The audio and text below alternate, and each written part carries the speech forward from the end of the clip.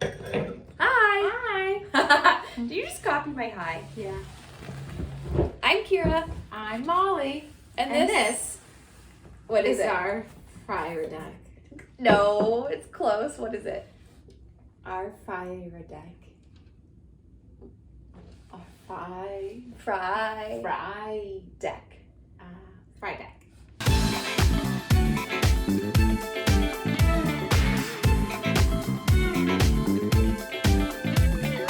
This is our Alocasia Frydek, and today we're gonna repot it, and I'm gonna tell you a little bit about how I care for it and how it got so big.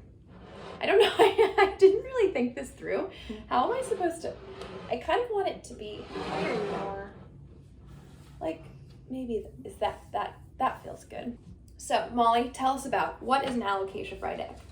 An Alocasia Frydek is a velvet-leaved tropical plant. Actually was shipped here in the 20s along with the big dresses.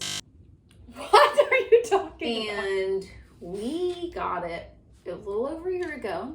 Yep. Used to just be 1 or 2 sprickets. And then I was able to bring it to fruition. Oh, What you we did see this? today. That's correct. And now we're going to repot it because he's grown so much he's outgrown his pot. Really good. How much of that is correct? Now we're gonna fact check. Yes, this is an Alocasia Frydek.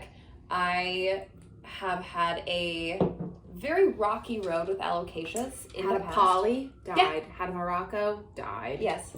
I'm honestly impressed sometimes that Molly does retain some of the plant information, given that she is It's all in not here. as pro plants. Passive learning. That's true. I talk about it a lot. The Alocasia Frydek is often referred to as like the velvet because it has velvety leaves, as you can see here. When we got it, yes, over a year ago, good memory. It was very, very small, and it's actually been in this pot for the entirety of our time together. I used just a regular, well-draining organic soil from Fox Farms. Ocean Forest is my favorite brand. And we have it in, obviously, a pot with a drainage hole. I water it probably every other day or every 3 days. That is a lot, but because the pot's so small and it's in terracotta, which is a porous clay, meaning that it doesn't hold moisture in for very long, I actually do need to water it a lot. Thirsty guy. Yeah, it's one of those classic, you stick your finger in the top, if the top inch is dry, classic, you water it. And These things are like giant straws, and they they are. suck up all the water. You're like the people's biologist. That's correct. So one thing that you'll probably really notice about this is they're very phototropic plants. So if you look, the sun plays a huge role in their lives. very big role. This one faces an east-facing window and gets direct light on its leaves in the morning and then indirect light in the afternoon. But you'll see the reason I say phototropic, is He's naked in the back. he's naked in the back.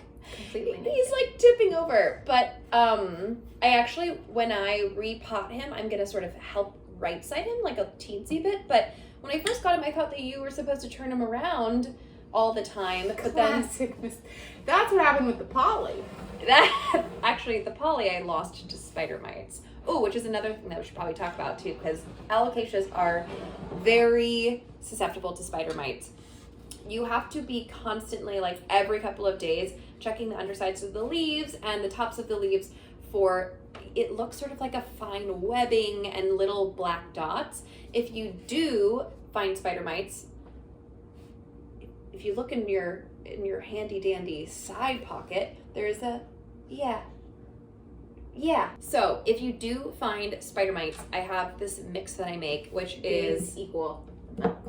yes. This is about, actually I think this one had 2 teaspoons of Dr. Bronner's liquid soap. This one's peppermint. I like the smell. I think you probably use whatever you want, but we like peppermint in this family.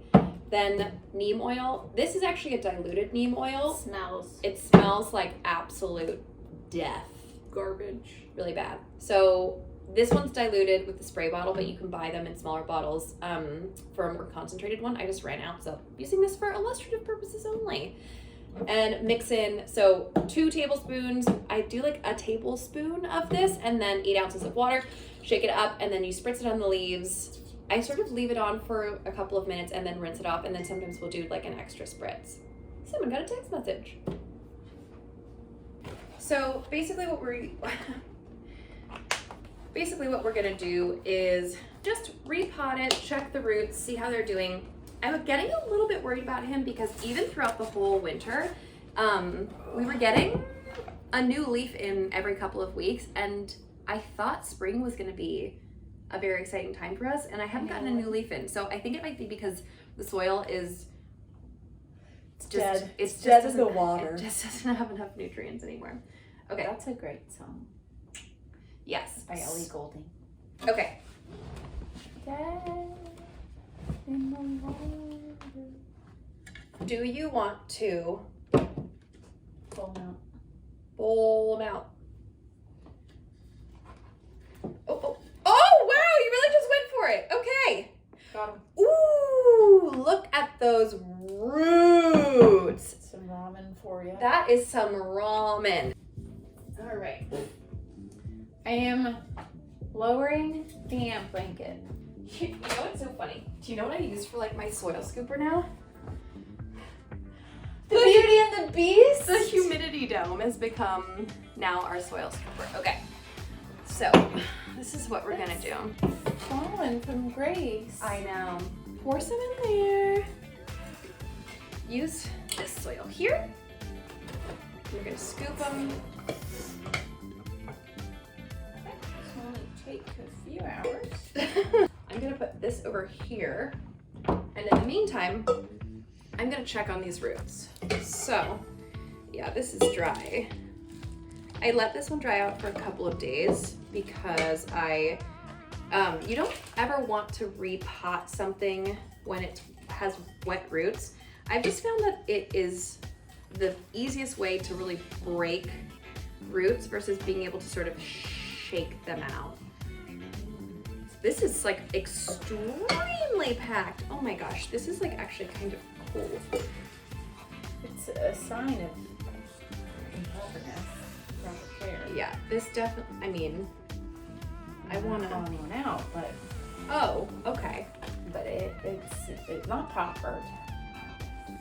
I know. Okay, he's full of soil. Check on him. He's actually considering the fact that he's unbelievably root bound, he's very, very healthy. Those are some healthy looking roots. Okay, so I typically would have wanted to like get in there a little bit more, but because it's so compact, I'm just gonna let him do his thing. The other funny thing about this particular plant is that he looks so majestic in photos, but most of the time we get his backside because his front side faces the window because that's how the leaves are looking so good. That's how they get to face out all in the same direction because I keep him in the same direction every day. You know what? Why don't we go take him to his spot and water him there so everyone can see what he usually looks like. Can we do that? Yeah. So come on this way. Probably should have cleaned our room before inviting you guys in, but welcome. Okay. Very sad little guy. This is where he sits. This is how he looks on my pictures on Instagram. And this is how he looks every day. We just have to see his naked butt the whole day. Yeah. I think he's really gonna like this new pot. So I'm gonna just water him and then we're done.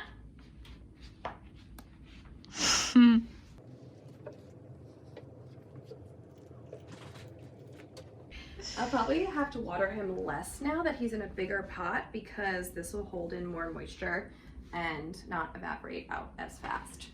So, we're about to have a different relationship moving forward. Spend less time together. But I'll love him from afar. And that's all, folks. Stay tuned for more on how to try to keep an alocasia alive.